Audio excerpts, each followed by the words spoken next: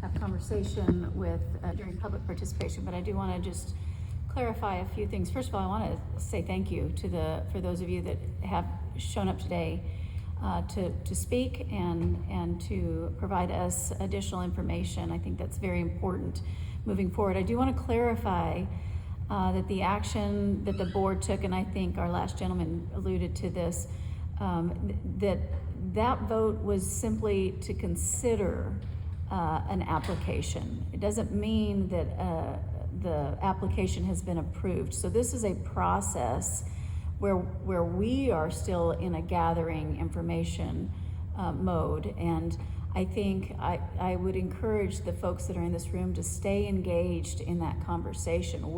We've just learned about this as well. And so it is a process that takes some time, and you all are correct.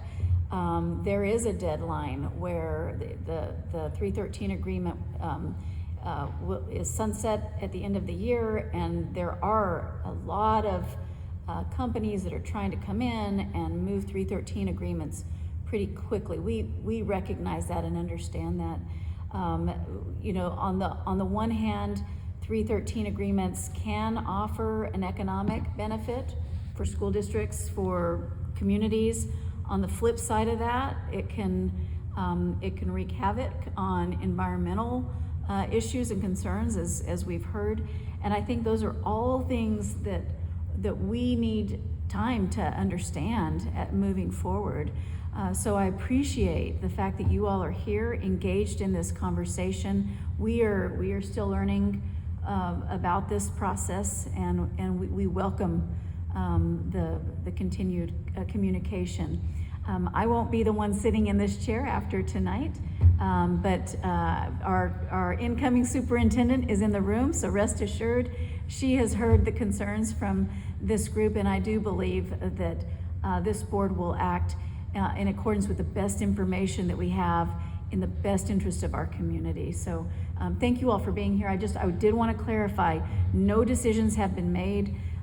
The application, the vote that was taken last month was simply to consider it, just to even say, okay, we'll talk about it. Let me just say one other thing. Whether or not the 313 agreement gets approved, the owners of that property can still move forward with their project without the support of the school district, the 313, the abatement of taxes and so forth. So those are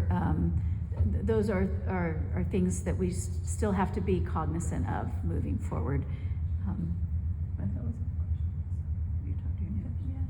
because the owners can still do, correct? The owners of the land can still make a decision, go forward with it. Yes, yeah, that's right. Mhm. That's correct.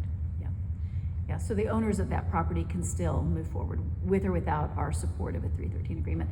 Now, the flip side is maybe they won't, if the tax abatement. So there's a whole lot for us to learn in this process, but please stay engaged and please stay involved, and we appreciate y'all being here tonight. Thank you for the clarification. All right.